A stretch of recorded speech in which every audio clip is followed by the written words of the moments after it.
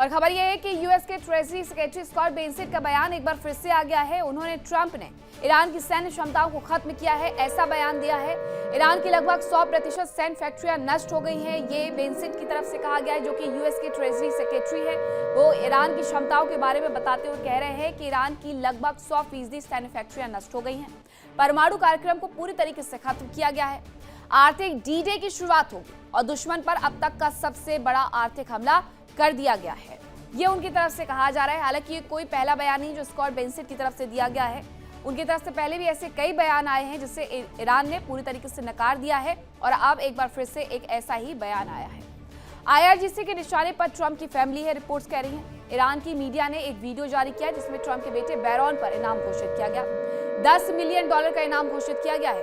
Secret location movement की जानकारी पूरी तरीके से बता दी गई है और वो जानकारी लीक हो गई है कि बैरॉन कहां कैसे कैसे जाते हो। हालांकि ये पहली बार नहीं है, इसके पहले डोनाल्ड ट्रंप के बारे में भी ऐसी ही जानकारी ईरानी मीडिया की तरफ से साझा की गई थी और मेलानिया ट्रंप के बारे में भी ये जानकारी साझा की गई थी। अब बारी उनके बेटे बैरॉन ट्रंप की है, जिस पर यह जानकारी मिल रही है कि उनका रूट क्या है आने जाने का, उनकी सीक्रेट लोकेशन क्या है, मूवमेंट क्या है, वो सारी जानकारियां लीक कर दी गई है। इतना ही नहीं, $10 मिलियन का इनाम तक ट्रंप के बेटे बैरॉन पर घोषित कर दिया गया है। ट्रंप का परिवार भी अब इस जंग की आग में लपेटे में आते हुए नजर आ रहा है और यही हाल अयातुल्ला अली खामनेई के परिवार का भी रहा। अयातुल्ला अली खामनेई की मौत हुई तो उनके परिवार भी मिट गया। उनके बेटे को जरूर सत्ता सौंप दी गई, हालांकि वो भी अभी तक सुर्खियों से नदारद ही रहते हैं, कभी वीडियो में नजर नहीं आते हैं। एक वीडियो आता है जिसे लेकर के विश्लेषण यहाँ तक होता है कि वो वीडियो पुराना भी हो सकता है। लेकिन अब डोनाल्ड ट्रंप की फैमिली की बारी है। वे ईरान की मीडिया ने बैरॉन ट्रंप की सुरक्षा से जुड़ा एक वीडियो जारी किया है जिसमें उसकी सुरक्षा से जुड़ी हुई कमियों को दिखाया गया है। आपको ये वीडियो दिखाती हूं और आपको बताती हूं कि इस वीडियो में आखिरकार क्या क्या जानकारियां दी गई हैं।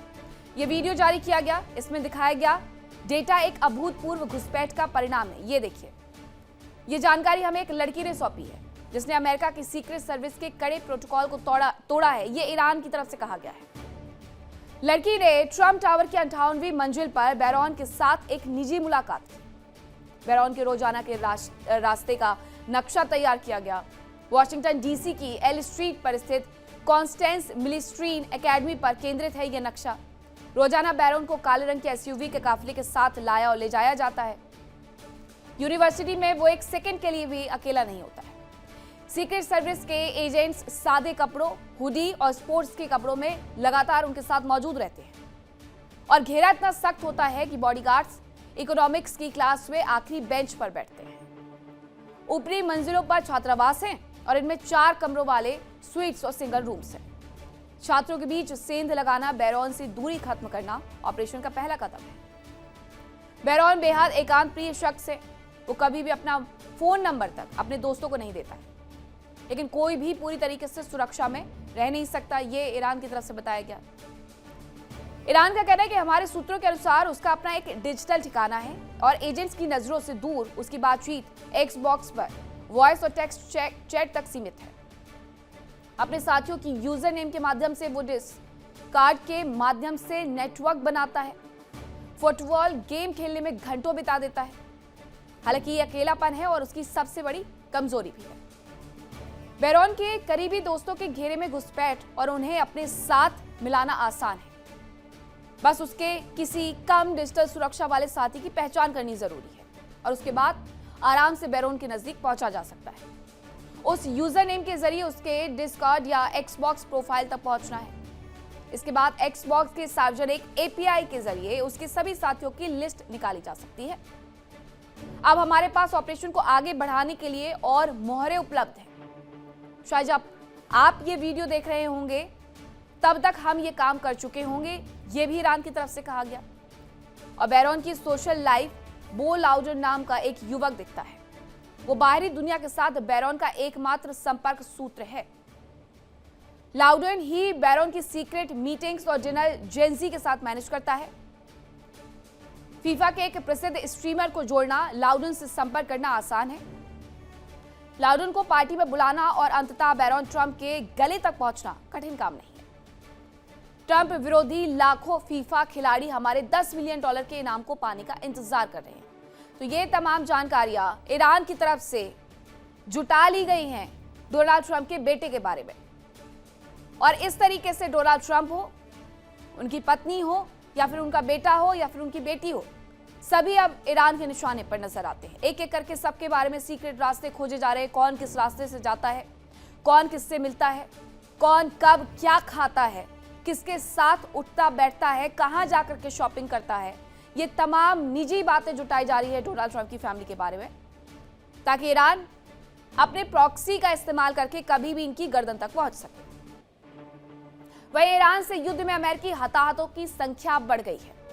पश्चिमी मीडिया के हवाले से खबर आई है कि ईरान से युद्ध में अमेरिका के 774 लोग हताहत हुए हैं। 18 लोगों की मौत की खबरें हैं और 756 लोग घायल हुए हैं। अब अमेरिका माने ना माने, उसे भी चोट मिल रही है।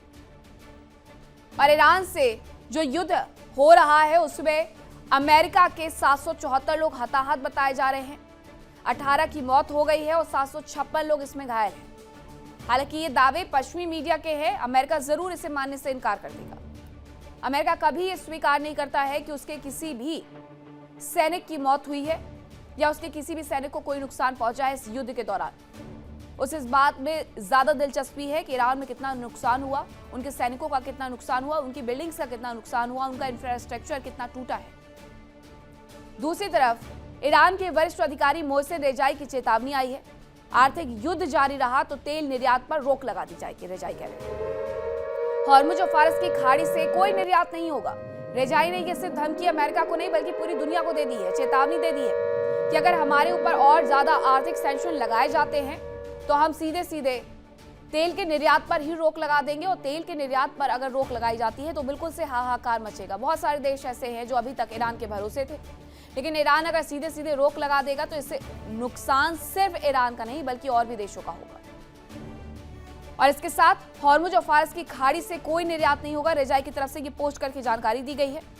मोहसिन रेजाई ने सीधे कह दिया है कि अगर सैंक्शन और लगाए गए तो अब बर्दाश्त नहीं किया जाएगा।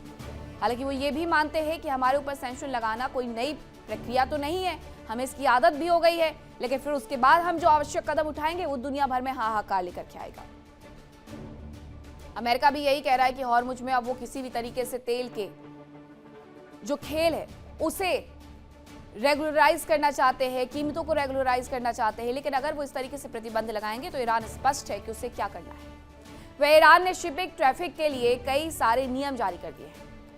फारस की खाड़ी से गुजरने वाले जहाजों के लिए नियम जारी किए गए। पर्शियन गल्फ स्ट्रेट अथॉरिटी ने ये नियम बनाए हैं। नियमों के उल्लंघन पर जुर्माना और जहाज जब्त करने का प्रावधान रखा गया है। ये पर्शियन गल्फ स्ट्रेट अथॉरिटी, आपको याद होगा कि हमने विस्तार पूर्वक आपको विस्फोट में इसके बारे में समझाया भी था कि उन्होंने कैसे एक अथॉरिटी बना ली है जो कि ये नियम तय करेगा कि कब कौन सा जहाज गुजरेगा, उसका जाने का वक्त कब होगा, गुजरने का वक्त कब होगा, और अगर वो नियम नहीं मानता है तो उसे जुर्माना भी देना होगा, जहाज तक जब्त किया जा सकता है, इसमें प्रावधान है। और इतना ही नहीं, जब यहाँ से गुजरेंगे तो कुछ फीस भी ईरान को उन्हें देनी होगी, जो इसी प्रावधान का एक पॉइंट है। अब पर्शियन गल्फ अथॉरिटी की तरफ से एक बार फिर से ये कह दिया गया है कि अगर आपने हमारे इन बिंदुओं पर विचार नहीं किया तो आप यहां से नहीं गुजर पाएंगे। हर कोई चाहे या ना चाहे उसे ईरान के बनाए हुए इन नियमों का पालन जरूर से करना पड़ रहा है। हालांकि अब खाड़ी की जंग का दायरा एशिया महाद्वीप से निकल करके दूसरे क्षेत्रों तक पहुंचने लगा है। ईरान के गुस्से का शिकार अब तक केवल खाड़ी मुल्क हो रहे थे, लेकिन अब यूरोपीय देश भी ईरान की मार झेलने को मजबूर हो गए हैं। राष्ट्रपति ट्रंप ईरान को झुकाने के लिए हर तरह के हथकंडे अपना चुके हैं, लेकिन ईरान ने भी दो टूक कह दिया है कि वो किसी भी दबाव के आगे झुकेगा नहीं। अब एक रिपोर्ट आपको इसी से जुड़ी हुई दिखाते हैं कि कैसे ये खतरा मिडिल ईस्ट से निकल करके यूरोप तक पहुंच रहा है।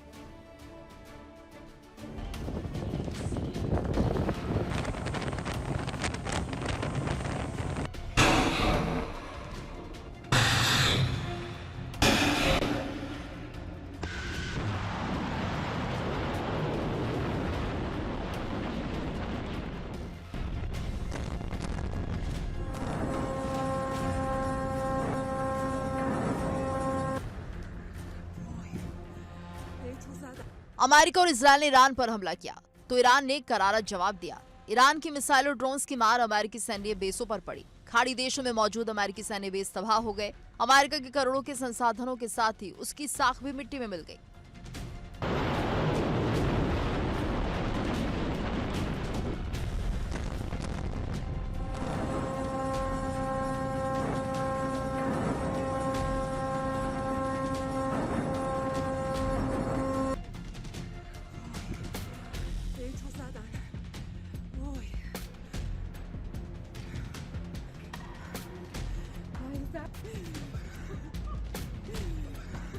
अमेरिका ने जंग के पहले खाड़ी देशों में थाड और पैट्रियट जैसे डिफेंस सिस्टम तैनात किए थे।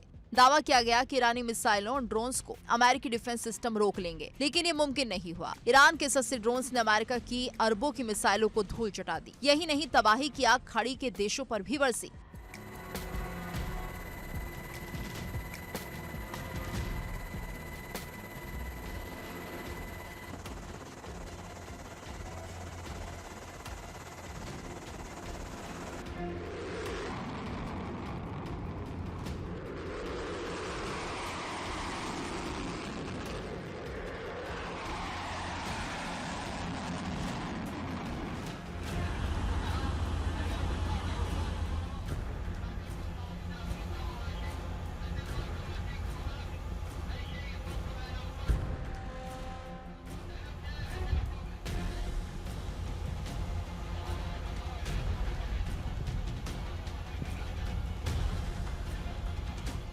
ईरान और उसके प्रॉक्सी संगठन यानी हिजबुल्ला, हूती और कताइब हिजबुल्ला की मार से खाड़ी देश परेशान हो गए। खाड़ी देशों के अहम ठिकाने, तेल और गैस के अड्डे, डिसैलिनेशन प्लांट्स, पर्यटन केंद्र सभी धुआं हो गए। ईरान ने साफ तौर पर कह दिया कि जो भी मुल्क अमेरिका और इजराइल का साथ देगा, ईरान उसे दुश्मन मानेगा। ईरान के गुस्से का शिकार खाड़ी के देश हुए। सबसे ज्यादा मार यूएई पर पड़ी और अब ईरान का गुस्सा अमेरिका की यूरोपीय सहयोगी ब्रिटेन पर भी फूट पड़ा है।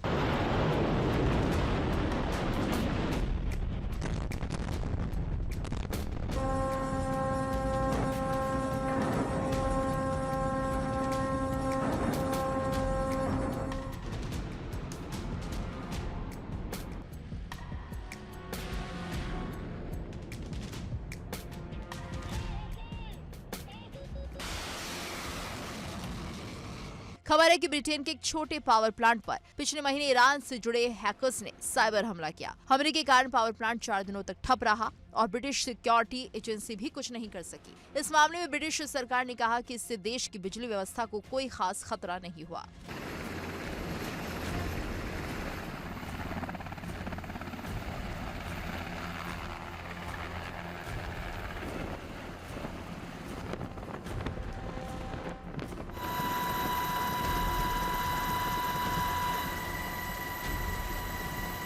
ब्रिटेन के एक छोटे बिजली संयंत्र पर हुआ साइबर हमला अब सुरक्षा का एक गंभीर विषय बन गया है। पश्चिमी मीडिया के मुताबिक हमले के पीछे ईरान से जुड़े हैकर्स का हाथ था। साइबर हमले के कारण एक छोटा ब्रिटिश पावर प्लांट करीब 4 दिन तक बंद रहा और इस दौरान अमेरिकी और ब्रिटिश खुफिया एजेंसियां जैसे CIA और MI6 भी कुछ नहीं कर पाई।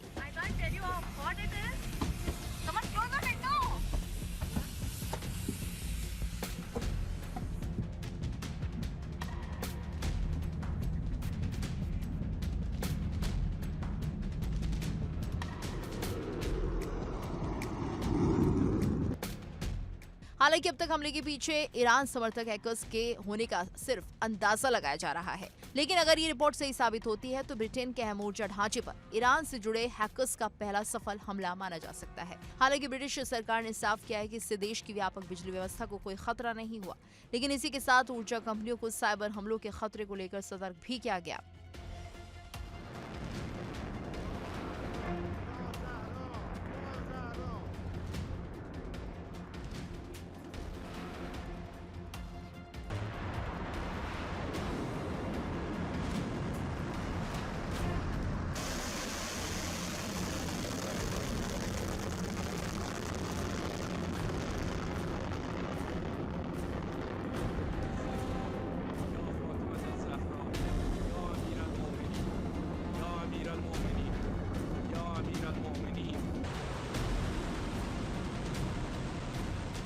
पश्चिमी मीडिया के मुताबिक ब्रिटिश बिजली संयंत्र पर हमला पिछले महीने हुआ और उसी दौरान अमेरिका में पानी से जुड़े इंफ्रास्ट्रक्चर को भी एक संदिग्ध ईरानी हैकर्स ने टारगेट किया था। हालांकि दोनों ही घटनाएं अलग अलग हैं, लेकिन अगर दोनों में कोई संबंध साबित होता है तो मामला सिर्फ एक छोटे ब्रिटिश पावर प्लांट तक सीमित नहीं रहेगा।